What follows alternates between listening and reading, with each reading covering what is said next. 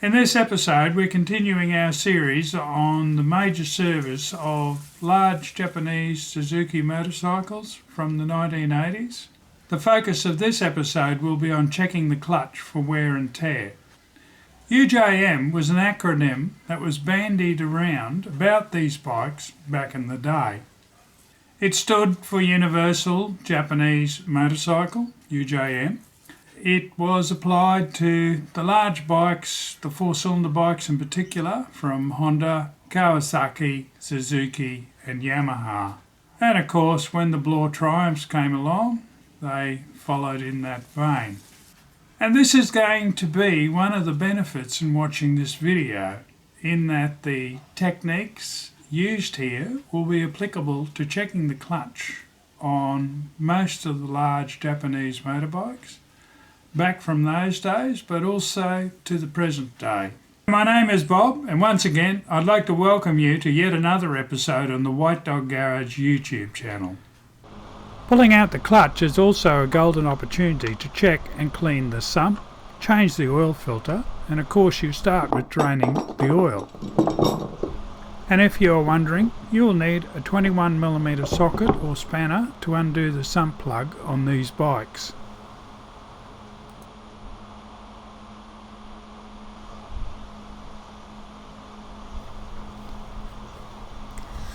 With the oil drain, the bolts holding the sump or oil pan up can then be undone and removed. You will need a 10mm socket or spanner for these bolts.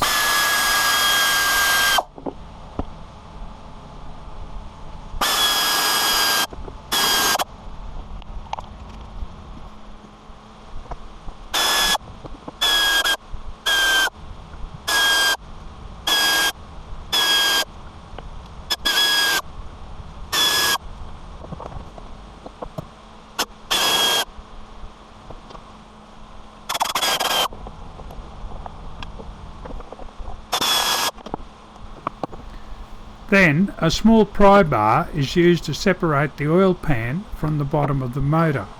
Beware, even though the oil has been drained, more oil will drop out when the sump is removed. With the oil pan off, the final job is to remove the oil pickup or sump filter.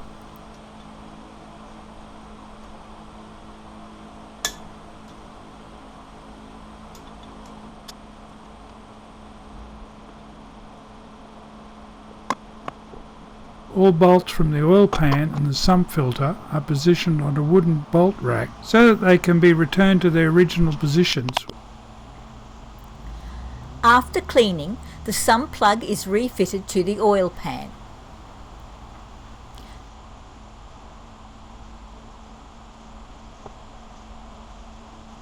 A new aluminium washer is fitted between the plug and pan, with all contact surfaces smeared with a non-hardening sealant, which is allowed to become tacky before the sump plug is screwed home.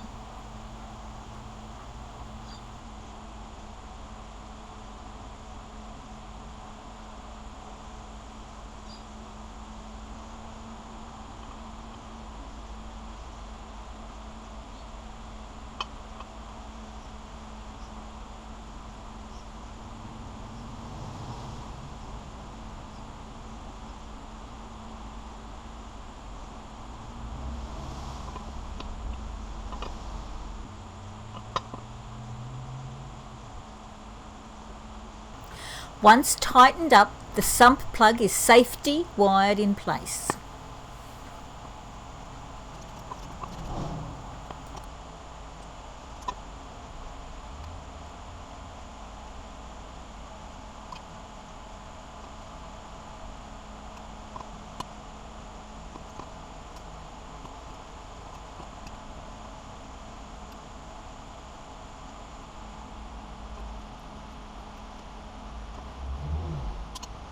With the sump pan now ready to go back, the sump filter is first screwed back into place. Suzuki originally used 3 number 2 JIS screws to hold it in place, but on this bike they have been replaced with cap head screws.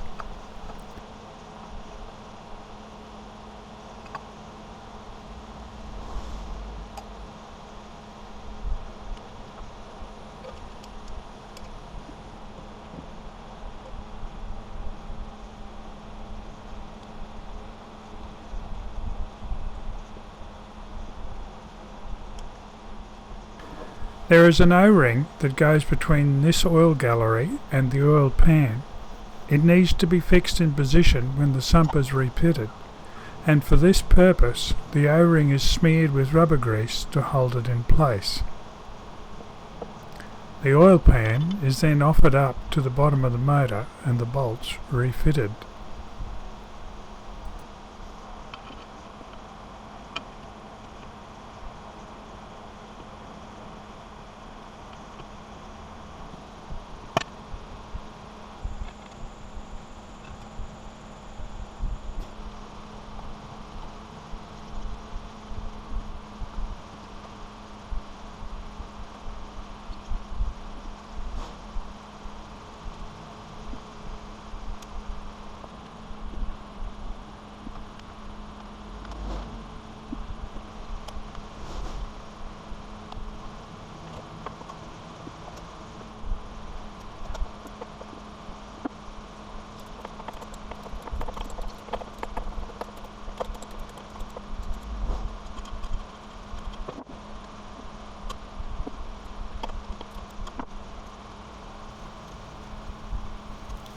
Before getting to the clutch, the oil filter is also replaced. These bikes have a cartridge filter hidden behind a cover plate at the front of the motor. 5 nuts hold the plate in place and a 10mm socket is used to undo them. With the plate off, the filter is withdrawn and disposed of. Aftermarket filters come with a new seal. Usually there are 2 types in the pack, so make sure the correct one is selected. It will match the one you have taken out. The seal needs to be lubricated before fitting. Here some oil is added to the seal groove in the cover plate, the seal inserted and the extruded oil spread along its surface. Make sure the spring is seated over its locating ring on the back of the cover before refitting.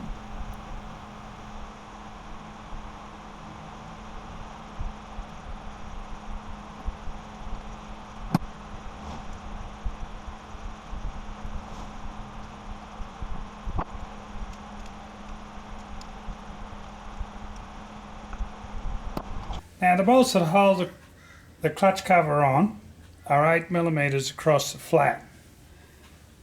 So it's quite a small head. I like to go around and crack each one before I use a power tool on them.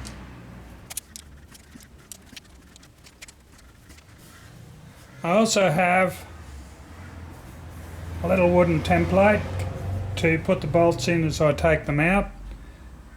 It's not critical, but there are a couple that are slightly longer than the others.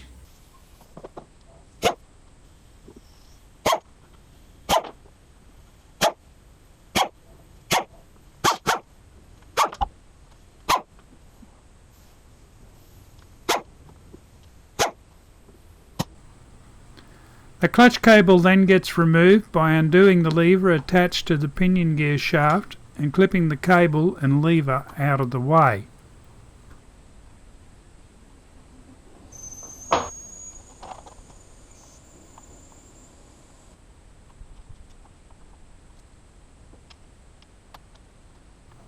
Pulling the clutch cover results in more oil dripping out, so it pays to have a catch pan in place before this is done.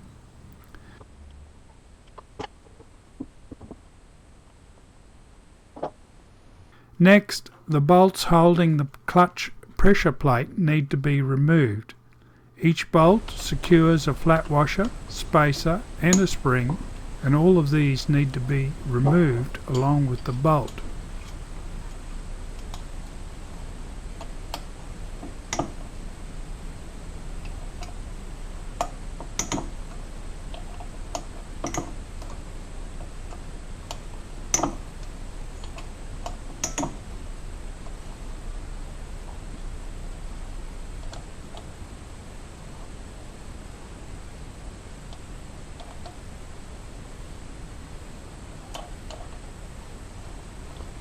You'll notice that I release them in a sequential order.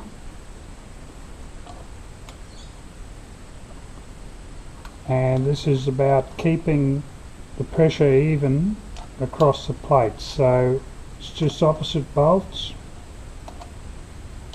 about a turn each.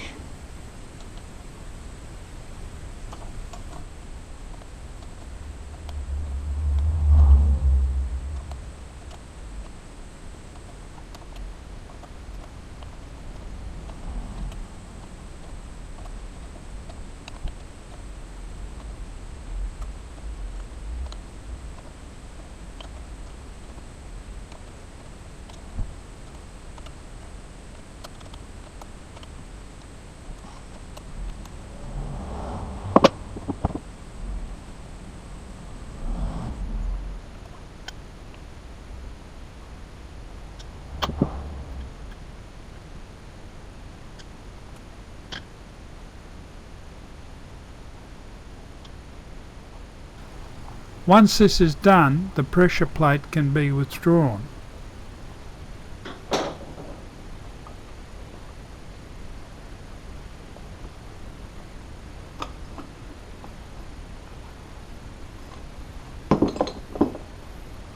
After that, the individual clutch plates can be withdrawn.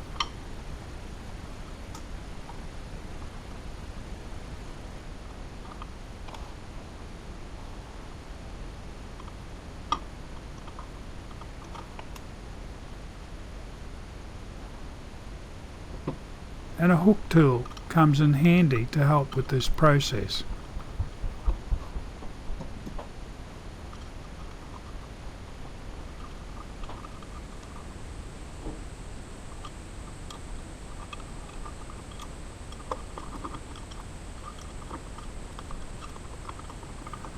The last plate is held in by a piano wire clip, which needs to be removed before the plate can come out. There's a trick to getting these out. If you look there, you can just see there are some little wires hanging down. What you do is you reach in with a pair of needle nose pliers and you compress those two wires together and just push up and the wire clip will come out, and that's how you get the last driven plate out. The piano wire clip sits in a groove around the clutch hub. Once the ends are forced up through the hole, a flat-bladed screwdriver can be used to prise the wire out of the groove, one spline at a time.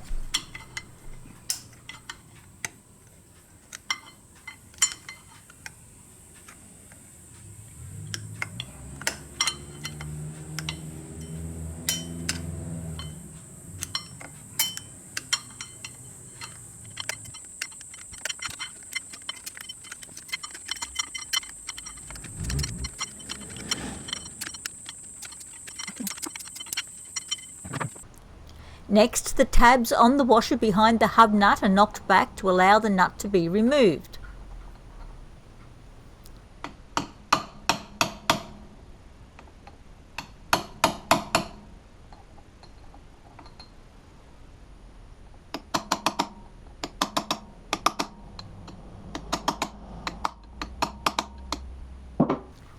Here, a clutch hub holding tool is used to hold the hub whilst the nut is undone.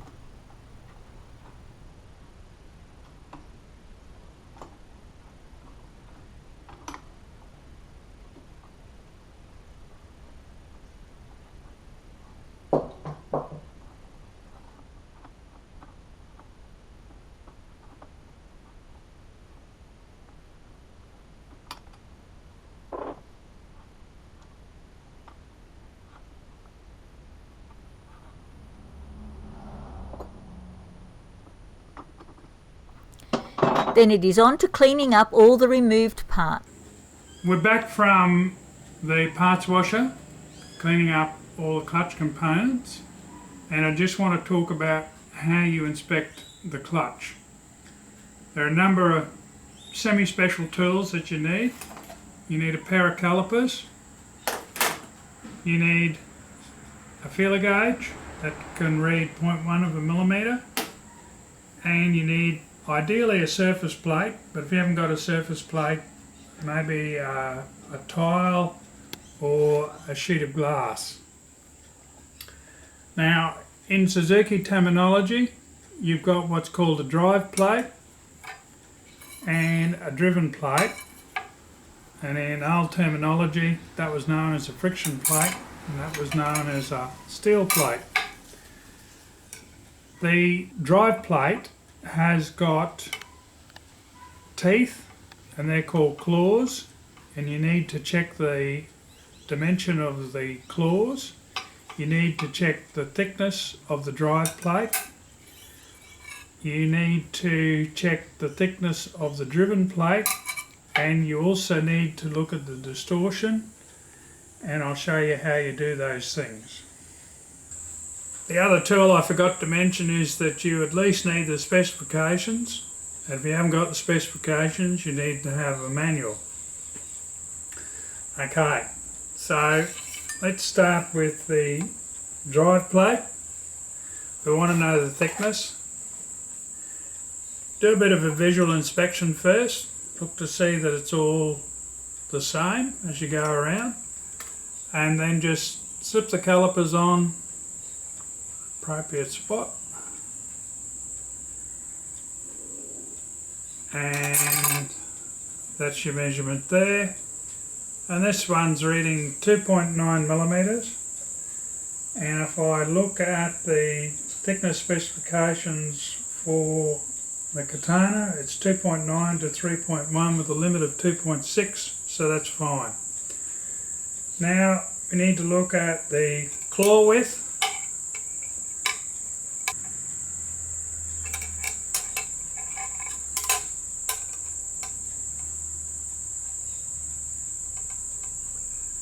Close enough to 15.6, and the typical dimension here is 15.6 to 15.8 with a limit of 14.8.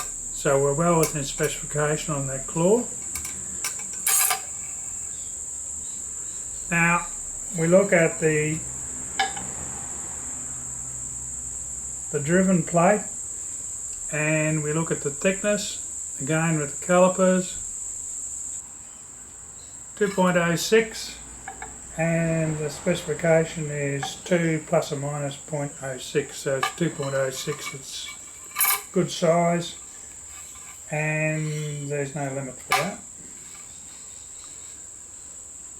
The next thing you need to do, and this is where the surface plate and the feeler gauge comes in, is you need to look at any distortion. You do this by putting it flat on the surface plate and just going around with your feeler gauge set at 0.01.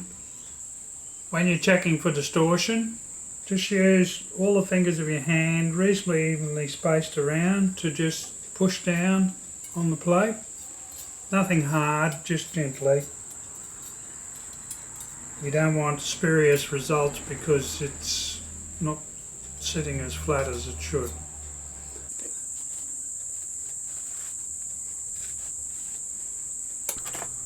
Measure the width of each claw on the drive plates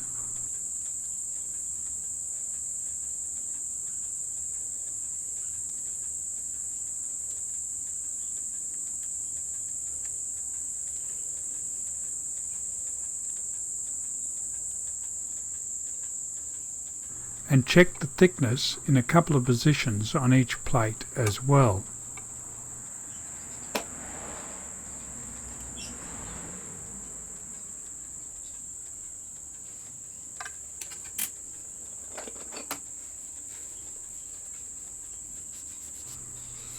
Likewise, check the thickness in a couple of positions on each of the driven plates.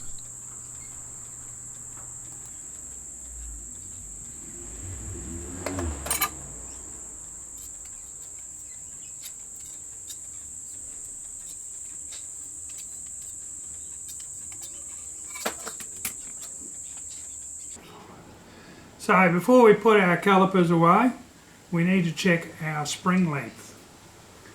The clutch springs. Here the limit is 38.5.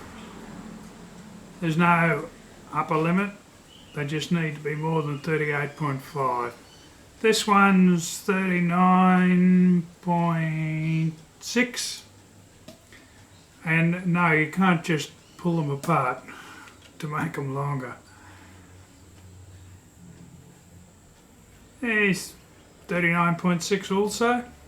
It's always good if they're the same. 39 point, we'll call that 39.6 as well. You're doing well. 39.7.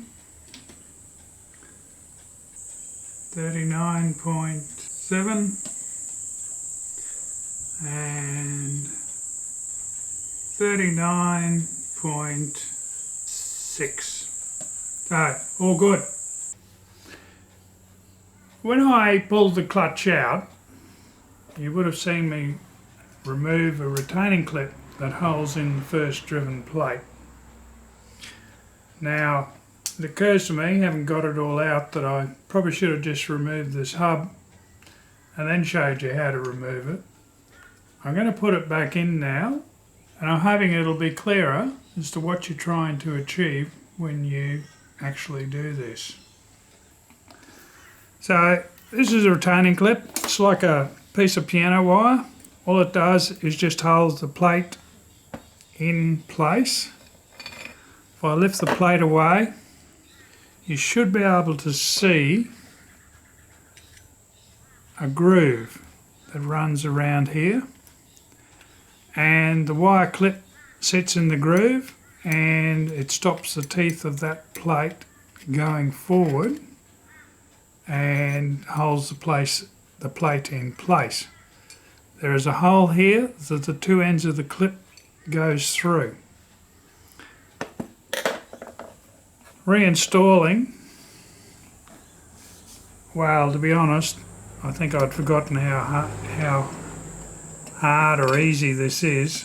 Reinstalling, the way to do this is to put the end of the clip, I don't know how well you see that, yep, and push that in the hole,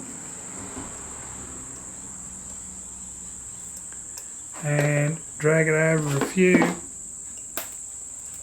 valleys, and then you can do this a lot of ways. There's a bit of a spring plate behind this, so what I do is I hold it in with the multi-grips, and a little bit of luck, and there we go. Can we see that? With a little bit of luck, we have got the wire in the grooves. So I go around progressively with the multi-grips and just pulling the plate down, and it just fits neatly into the grooves as I move it around. Doesn't have to be every valley, just, I don't know, 3 or 4 or 5, and it just fits in, and pretty well once you've got it there, it's going straight in because it's holding the plate down.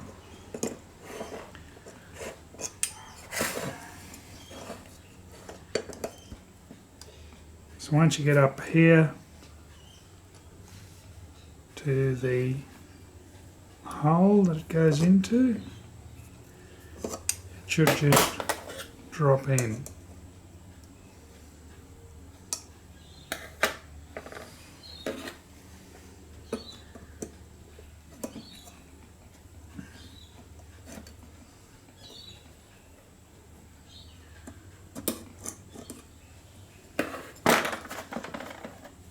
Bit of pressure, hold it in the hole, and then in she goes. Screwdriver to get the last one in place. Let go of the multi-grips, and it's all there. Once the clutch is checked and no problems found, it can be reinstalled. As is often the case, installation is the reversal of removal, starting with the clutch hub, then the tab washer,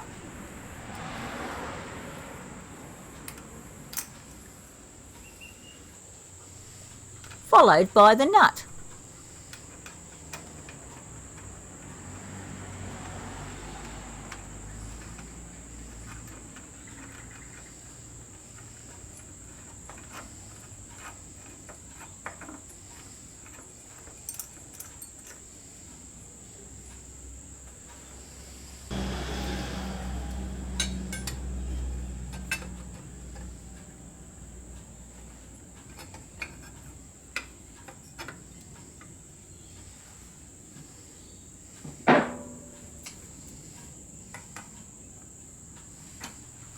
Once again, using the clutch hub holding tool to hold the hub, the nut is tightened to a torque value of 50 to 70 Newton meters or 36 to 50 foot-pounds.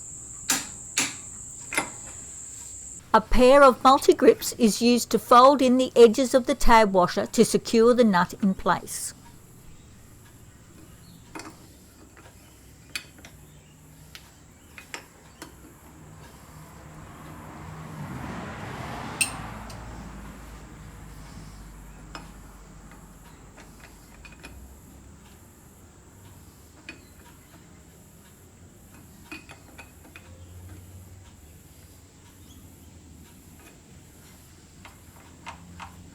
Then the clutch plates are refitted. The clutch hub already has a driven plate held in place by the piano wire clip, so the next plate is a drive plate, followed by another driven plate, and so on with alternating drive plate and driven plate insertions.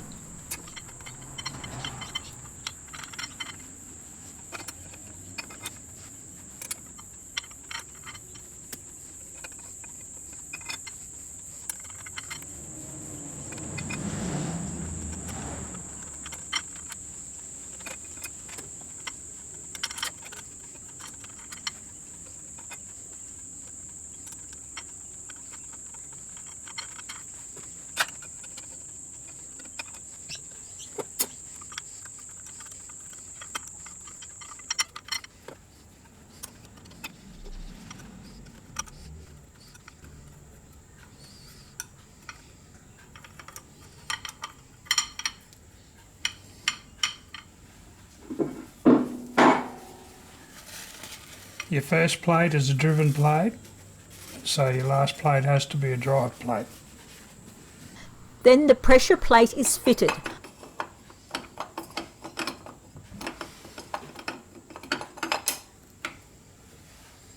Followed by the spring bolts, each one fitted with a washer, then the spring and the spacer before inserting.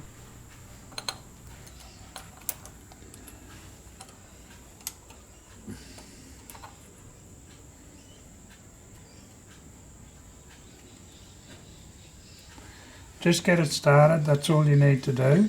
So spring, spacer, there's no upside or downside, upside down to these, you just put them in.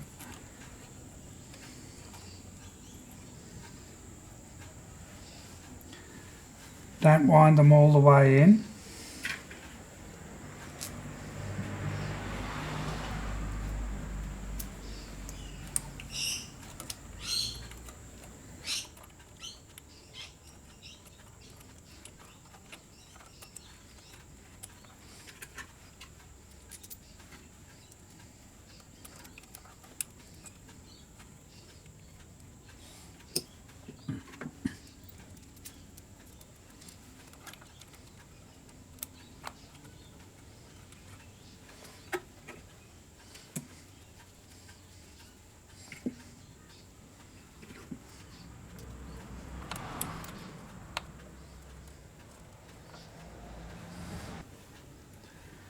Alright, now comes the important bit.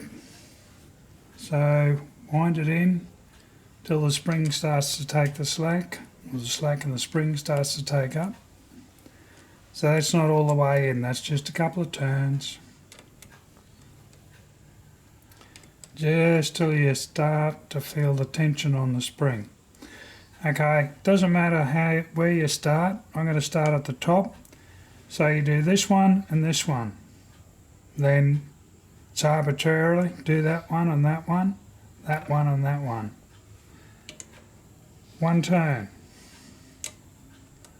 One turn.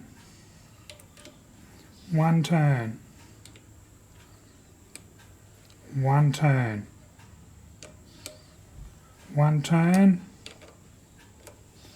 One turn. One turn. One turn. One turn. One turn. One turn. One turn. Till it bottoms out effectively, then we use a torque wrench.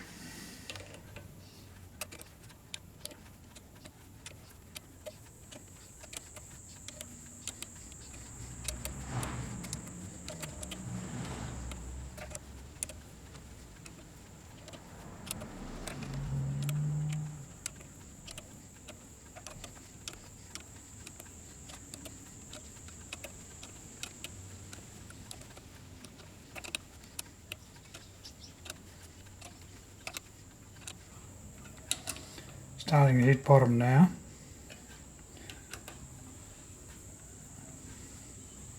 Once you hit bottom, stop. You don't need to do a full turn.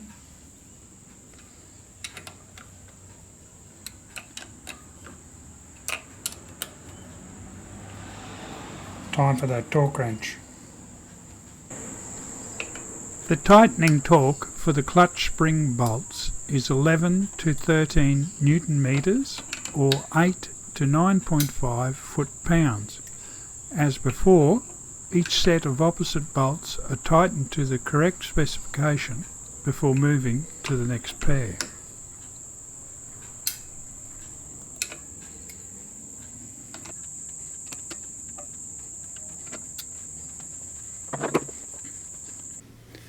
With the clutch plaque in place, we're ready to fit the cover. There is a pinion gear here, and that locks in to a rack here. And the way it works is that when the clutch is pulled in, the pinion gear acts to pull this pressure plate out against the springs, and that releases the clutch. Now, you essentially, when you put it on, you're engaging the rack with the pinion and you proceed to wind it in. It's not a matter of just pushing it in.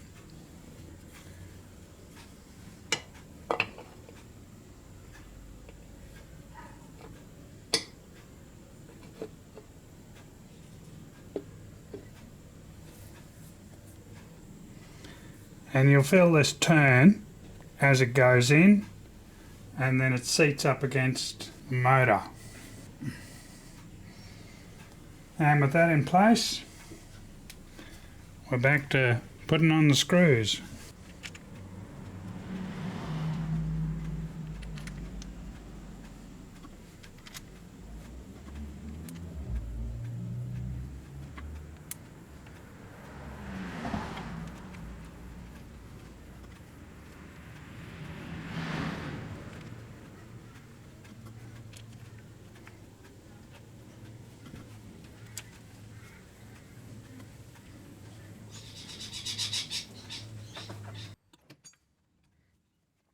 Now I've got it firmly against the motor, I'll pick up my speed, pull the screws.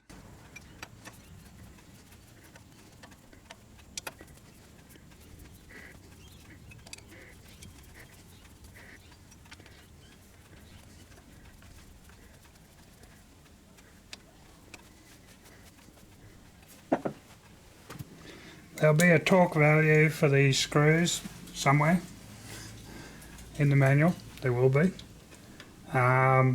But it's the age-old thing of just a short spanner done up tight.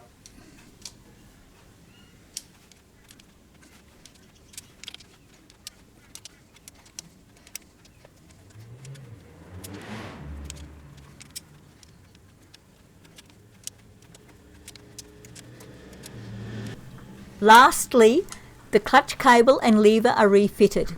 The lever needs to face backwards from the pinion gear shaft and be approximately in line with the clutch cover joint.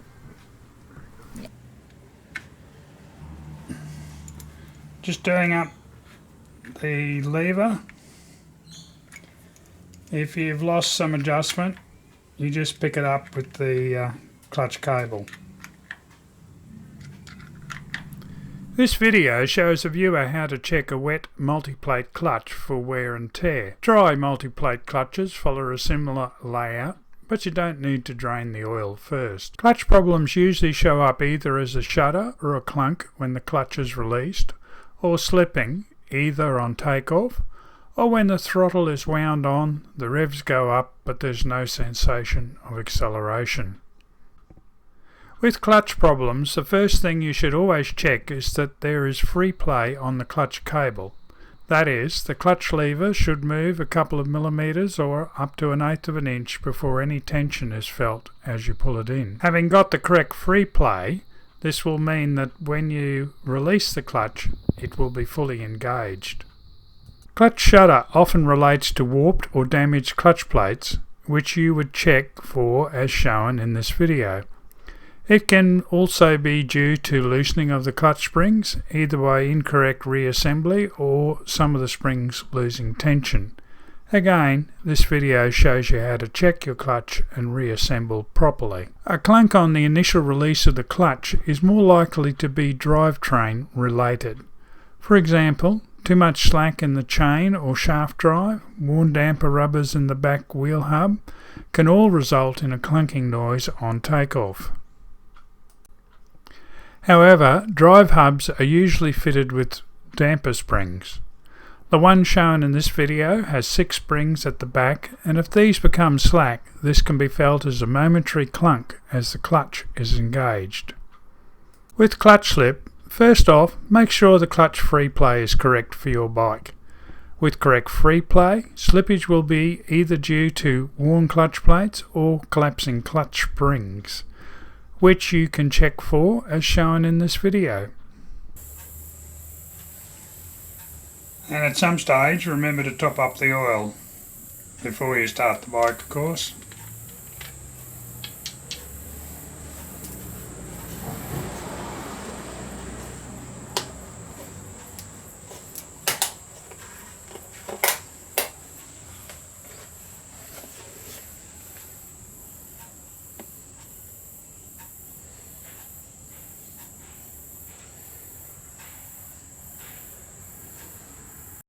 Thanks for watching this episode on the White Dog Garage YouTube channel.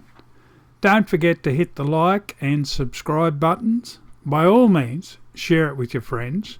And, of course, comments, suggestions and questions are always welcome. And I look forward to meeting you again on the next episode. Bye.